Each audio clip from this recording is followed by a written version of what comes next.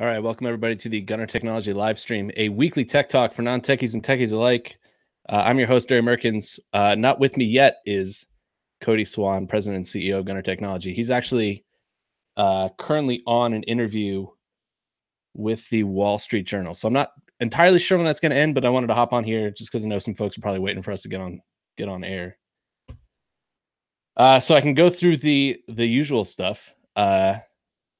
First off, our sponsor, Country Shore, lifestyle brand for anyone who loves the outdoors. You can visit them at countryshoreoutfitters.com.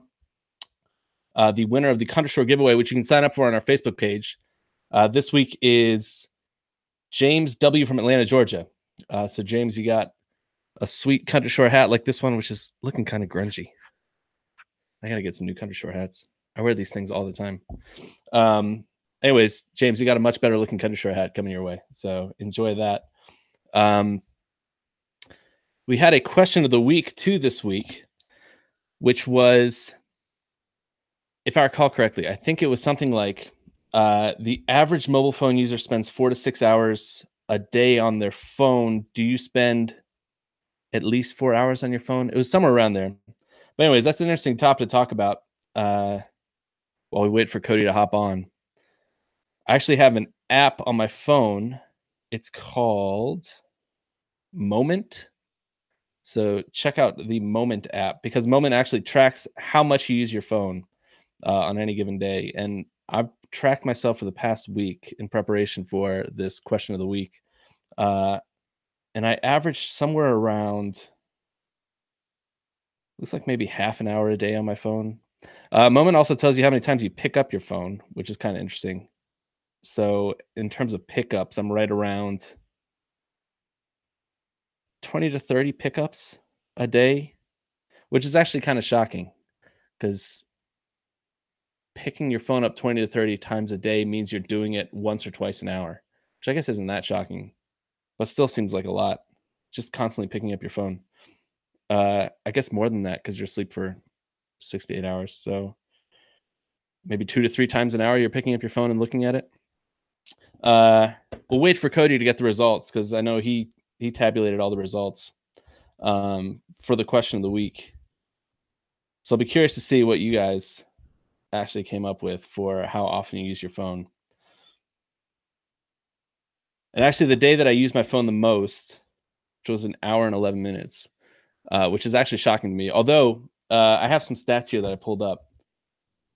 This stuff's kind of interesting. So this is global smartphone users. So 4% use their smartphone for less than an hour, 20% 1 to 3 hours, 29% 3 to 5 hours, 21% 5 to 7 hours. And this one's crazy to me.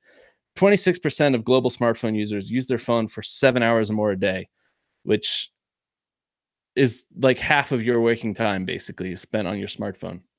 I honestly don't know how that's even possible. They say that it's people who run their businesses off their smartphone. So I guess people who are on the phone constantly, or maybe app developers who are constantly looking at their smartphone, testing out their apps. And then they say people who consume a ton of media on their mobile devices end up clocking 7 or more hours a day. That's still a ton of time. That's a ton of time to be on your smartphone. Japanese smartphone users spend the least time with their smartphones. Kind of interesting. But they probably spend the most time on the internet, so it probably balances out. Browsing the internet, gaming, top smartphone use cases. That makes sense. This was interesting. The smartphone replacement cycle is shortening. So the time it takes for you to buy a new device or upgrade your existing device is down to 21 months. So people own their phones for less than 2 years before they feel like they need to get a new one. I think I've had my iPhone 5S for 4 years or something. It's falling apart. The button doesn't work at the bottom. It completely doesn't work. So I have to turn on the accessibility feature to have the button show up on the screen so I can click on the screen. But it works.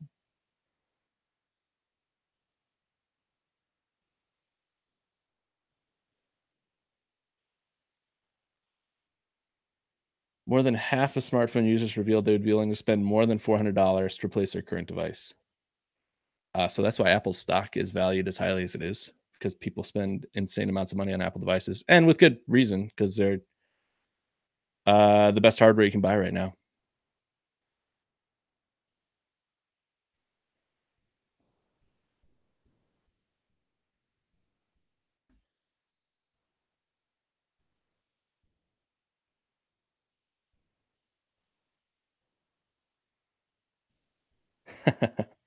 We got somebody here on Facebook calling it too big to fail, which is accurate. I think Facebook is probably is too big to fail at this point. Oh, anyways, the day that I spent the most time on mobile device, 1 hour and 11 minutes. Most of that time was actually spent using a map application to get downtown to see. And this is kind of the future. We were heading to our local esports arena. I feel like the idea of an esports arena is going to become less insane to people as the years go by. But it's an entire arena devoted entirely to gaming. So it was actually closed the day we went there, which is kind of the sad end to the story, because they were preparing for an event. And this is actually kind of crazy. They were preparing for an event that was one gamer whose name is Ninja, I think. And Ninja has something like 1 million or 1.5 million subscribers. Tens of thousands of people watch him play games every day, um, which is wild. But more power to him. They were having an event where he was going to individually take on a couple hundred other gamers in a game called Fortnite, which if you're not familiar with Fortnite, if you've ever seen, I was going to say if you've ever seen Battle Royale, which is an old Japanese movie, but probably most of you have seen Hunger Games, where sort of they just throw everyone into an arena and they have to battle to the death, and the last person standing wins. That's basically the entire game. So you're dropped people until you're the last one standing. So it's everyone against this guy Ninja. Winner got 5 grand, maybe 50 grand. Let me look that up, because it was 50 grand. I should have thrown my hat in the ring, because I'm absolutely terrible at that game. Um,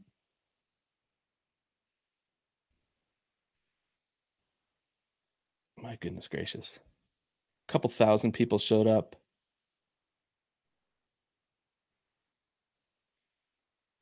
Okay. If you killed them in game, you got 2,500 bucks. And if you won a game, you also got 2,500 bucks. Oh, so I guess anyone who won got $2,500, which is pretty cool. Apparently, one guy earned $7,500, and I would urge everyone to go and check out pictures of the esports arena in Vegas and the event. You can look up Ninja Fortnite event, because it's unbelievable. The space, it's a legitimate arena devoted to gaming. So, a couple hundred uh, like stations with monitors and consoles for people to play on. And we didn't actually get to go, but they have an entire museum dedicated to the history of gaming. Um, so yeah, if you're ever in Vegas, check out the esports arena at Luxor. And crazily enough, there was also another event going on at Caesar's Palace that was another battle royale game. I think it's called H1Z1 or something like that.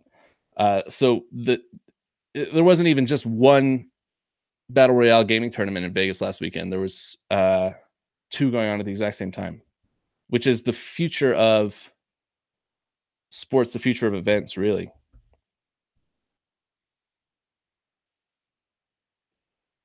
Question on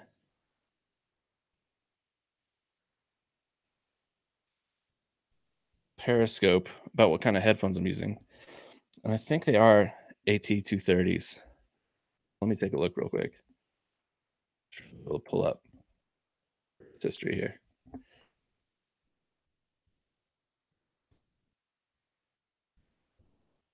They're awesome headphones.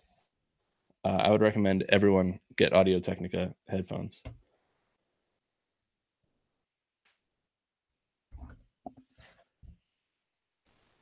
You can't go wrong with Audio Technica equipment in general. I have an Audio Technica microphone.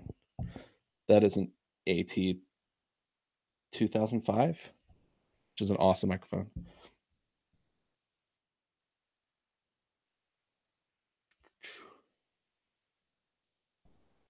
394 960.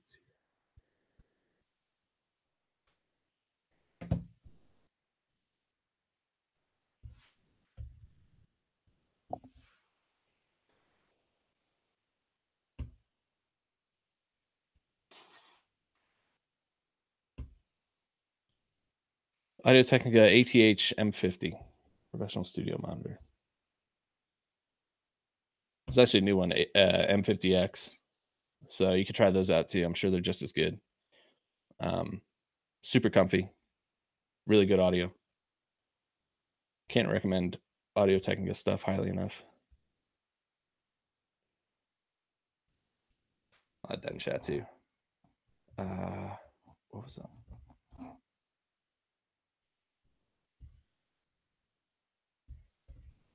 Eventually, we'll get to our topic of the week, which is the difference between working in the public sector versus the private sector. But like I said, Cody is currently on a long call with the Wall Street Journal, and I think the topic is consent applications, which is sort of a hot topic in the industry right now with all the Me Too stuff going on. And colleges, businesses, sort of everyone's trying to figure out how to lock this stuff down because there's so much gray area right now.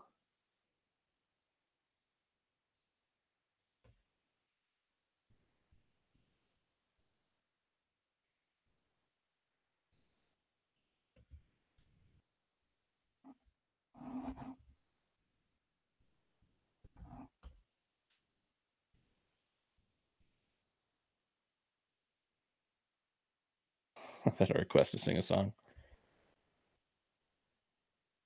Just pull up my YouTube page. Got a bunch of covers on there.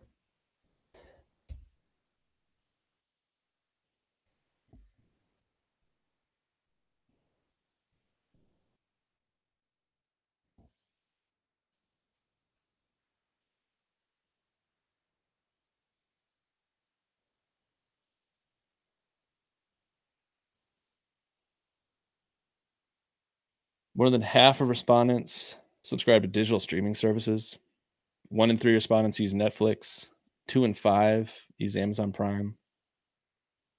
It's the future. I was actually just on Netflix, and the first thing that popped up was I think Netflix said they released 26 new movies and shows just this past week, which is I don't know how they produce that much content. I don't know how there's that much demand to consume that much content, but that seems to be their business model is basically to release new stuff constantly, pay for it with debt, and assume that uh, the increased number of subscribers will be able to pay off the debt and fund the expectations for new content that they've sort of set for themselves. I mean, it's a bold move. We'll see if it works out. But I guess that's why people spend more than 7 hours a day on their phone is because there's just so much stuff to watch now.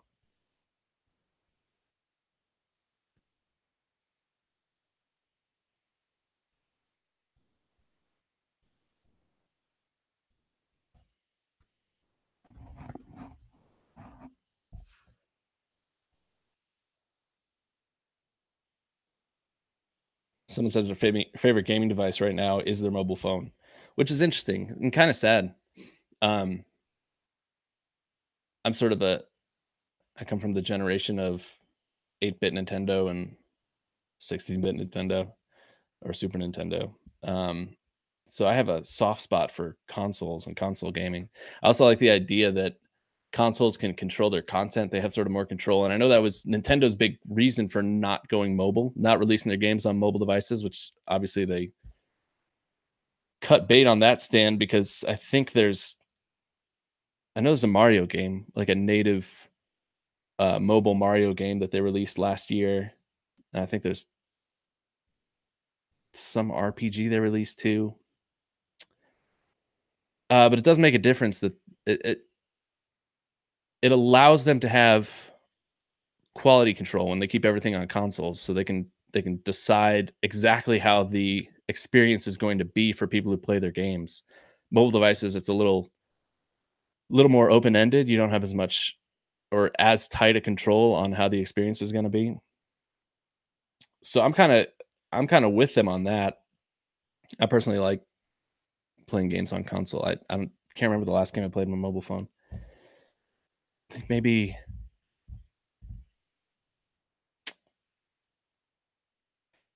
I'm trying to think.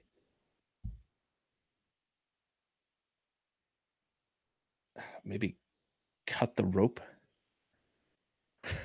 Is that dating myself? I think Cut the Rope was popular like 3 or 4 years ago. There's a game with really pretty music, and I can't remember the name of it, but you were in space, and there was a little ball, and the ball would capture other little balls that were floating around until you eventually captured all the little balls that were floating around. That was an awesome game, and that's the best description of the game I've ever heard.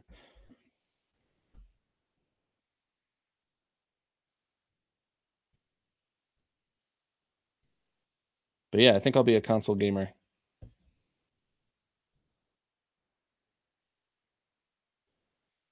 forever.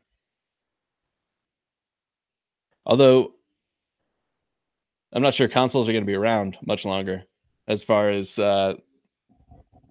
people spending most of their time playing on mobile devices. You can actually play most games on mobile devices now, so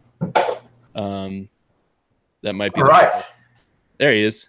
That was a solid 10 to 15 minutes of me talking about all kinds of stuff, everything from how much time people are spending on mobile devices to the new esports arena in Vegas and the future of gaming, gaming on mobile devices versus consoles. We went everywhere. We talked about headphones for a little bit. We talked about Audio-Technica equipment. Luckily, we had people interacting on all three platforms, so we've had some stuff to talk about. It was probably more interesting than what I would have to say anyway. You can just go. We were having an awesome episode without you.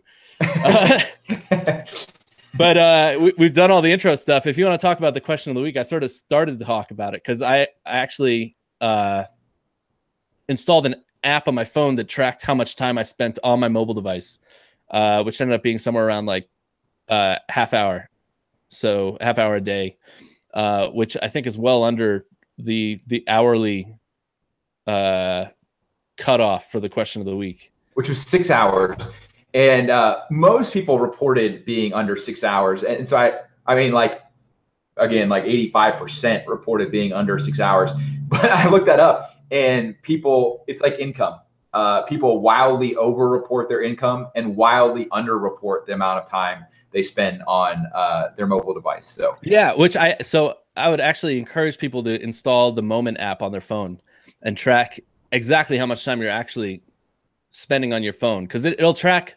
It's kind of annoying because it tracked when I was on a bunch of calls, it tracked that as mobile phone usage, which is a little bit iffy because I think the screen was technically on. And I think that's what it tracks. But I wouldn't really count that as mobile phone usage. I mean, I could have easily done those calls on, Google Voice on my computer. But people should install it just to sort of get a sense of how much time they're spending on their phone. One of the stats I saw was that more than a quarter of smartphone users spend 7 or more hours on their phone a day. That was from a recent study.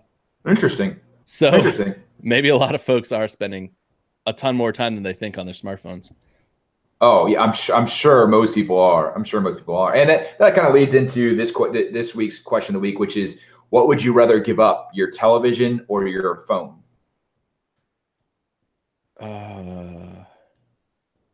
That's a tough one. Your television meaning your ability to watch stuff on a TV. Fair enough. Yeah, like your access to television programming. Your access to television programming. That's a horse of a different color. I think that's what I'm going for. I think that's what I'm going for there. So, would you rather give up the media you watch on your device or the device itself? Yeah, right. Right. And I guess you could take that. I guess the way it's worded, you could take it however you want, but because it is worded, what would you rather give up, your television or your mobile device? So. Yeah. So hop on our Facebook page, answer that question of the week, and also sign up for the Country Store giveaway. But moving on to the actual content of this episode. Yeah. What are we talking about today? We're 20 minutes in. People are going to love this podcast.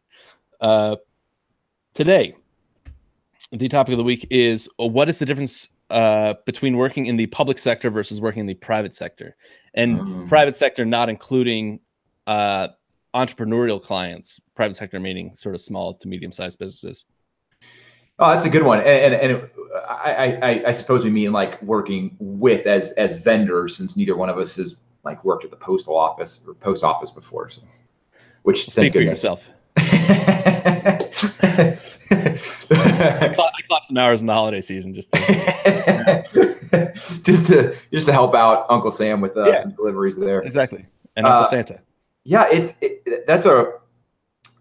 it starts from like how the jobs are even procured, because you think about it, the public sector being federal government, state and local, education, things like that. They have all these solicitations they put out. You go sign up for all these different bid boards and things like that, and you get every solicitation. It's easy. You know what the government wants. You can't. They'll send out RFPs, and an RFP is a request for proposal, which means they're kind of saying, here's the need we have. Send us proposals on what you think we should do, or what you should do, really. But you're not cold calling them. You're not like coming in cold. You're not just kind of being like, hey, you guys should do this kind of thing. Like, they're telling you what they have budget for and what they need, and you're basically saying why you're the best one to do it for them and how exactly you're going to fulfill their need. There's no really such thing for small and medium-sized businesses. There are we've looked into this a lot. There are bid boards out there, but they're all junk. They're all kind of like $45 gigs that get sent out to India, and you get junk in return. I don't even consider those valid.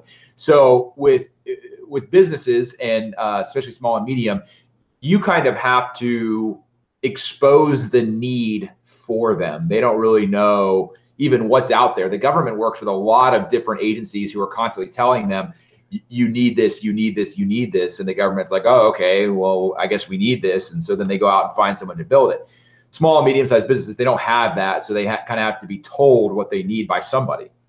And there are actually companies out there whose sole business is telling the government what they need, right? Keeping them abreast of the latest technology, keeping them updated on, the most recent security measures, stuff that they need to be thinking about, and then connecting government with clients who also work with them, who can help the government implement those procedures, right? There's sort of a niche industry there, or a sub-industry of the government.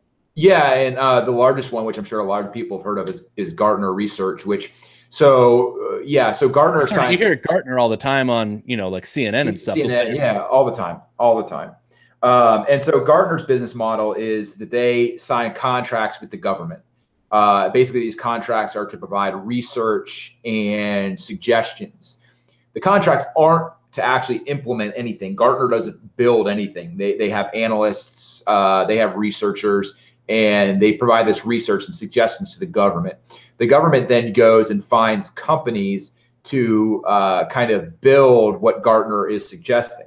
The kind of interesting thing about this is Gartner also has private sector clients like a Gunner Technology, who they sign contracts on that end as well. And they say, hey, here's what the government is going to be looking for. So you might want to be good at these things. Here's what the government's going to be looking for based on what we told the government they should be looking for. That's correct. So it's kind of a interesting relationship. But yeah, so, and I'm sure large companies have that same thing. Large companies hire a Gartner too, to tell them what they should be looking for. But small and medium-sized companies, they're out there, and maybe they hire a consultant, but usually they don't even do that. So there's not that middleman explicitly telling them what they need. It's more, we don't know what we need, but we want to work with you guys because we know our technology could be better. Right. And again, I was thinking about this. The Gartners of the world have quite a bit of value because they are, because so we talk about this all the time. I am 100% convinced that we could give a construction company a technological competitive advantage. I don't know how, but I'm sure if we sat down with a construction company and talked long enough, we could figure out a way to give them a competitive advantage through technology over their competition. However, how do you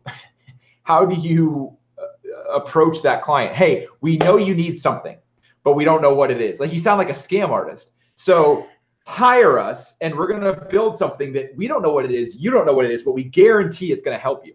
So, and that's because we don't really know how the construction industry works. And again, I'm using construction as an example. I have a little bit of an idea how construction industry works, but there's a lot of industries out there where I have no idea how it works. These Gartners have analysts in every industry who, and they're familiar with technology. So they're able to say, hey, we know how construction works. We really get it. And there's also this new technology in drone software that if you get on this, it's going to revolutionize your company and put you way ahead of your advantage or competition. Then that construction company goes out and looks for software companies who can build this drone software for them. So there is value there. It's just a weird relationship how they capture it on both ends of the stick. Yeah, it seems almost like the networking component of public and private are different, where the networking component of public is meeting the decision makers in the public sector and sort of introducing yourself and, explaining how Gunner is, the best company to go with as far as public work goes. Whereas in the private sector, you're networking with people just to find small and medium-sized business owners who might have a competitive disadvantage because of their technology stack, and whom Gunner can work with to improve that stack to give them a competitive advantage. Right. And again, it's all through conversations. Like, you just got to have, lunches with your network, and eventually, how it always happens is they'll complain about something. And I guess it's a different. If you want to highlight your experience, and the private sector, you want to highlight your expertise more so. Yeah, say that. Makes sense. Say that last sentence again, because you cut out for a second. Say that last sentence again. I was saying the public sector is more important as far as experience and ability to complete the contract, ability to perform up to the government's expectations. Whereas the private sector, it's much more about your expertise and your knowledge in the space. Yeah, correct. Because they're hiring in the private sector, they're hiring all of that. They're not just hiring doers; they're hiring thinkers. And generally, unlike the public sector, where a contract is going to have a start date and end date, most of these contracts we're signing with the private sector are open ended. Because I was talking to a client about this the other day. Is it's kind of like an addiction. Like, at first, you're really skeptical, right? Like, okay, how is this going to help me? I think my company's just fine. I don't know why I need custom software. And then you see it, and you see the results, and you're like, then the client starts thinking, I wonder if we can do this. And the answer to I wonder if we can do this is almost always yes, you can. And so then it's like, okay, well, what do we need to do to make that happen? Well, honestly, we need a larger budget. Okay, cool. And so the contracts are open-ended because there's never a stopping point once you get going. There's always stuff that can be optimized or automated within a company. And so it's just a matter of seeing those first couple of results and liking what you see. That's actually interesting. That's sort of the other side of the equation as far as the difference between public and private sector. So we talked about sort of the starting line, which is the networking angle, and how you actually find this work, and how that's entirely different from the public and private sector, or between the public and private sector. But there's also a huge difference in terms of goals and what the public and private sector are looking for, where the public sector is much more focused on hitting deadlines and hitting budgets. And not that those aren't important in the private sector, but the private sector's goals seem much more related towards growing the business. And I guess that's the difference, is that the growth aspect of government or public versus private sector. So private sectors, you know, their ideas are sort of limitless. They could grow, you know, infinitely. Whereas the government, I guess, despite some commentary, sort of has something of a limitation as far as what their expectations are. Yeah, and that's why you see the majority of software contracts for the public sector are for commercial off-the-shelf solutions. Which, just to kind of explain that for a second, commercial off-the-shelf is like Microsoft Word. You pay either a one-time price for it or an ongoing fee, and you use software that was pre-built. It wasn't built for you. It was not built for you. It was built for the masses, and you use it.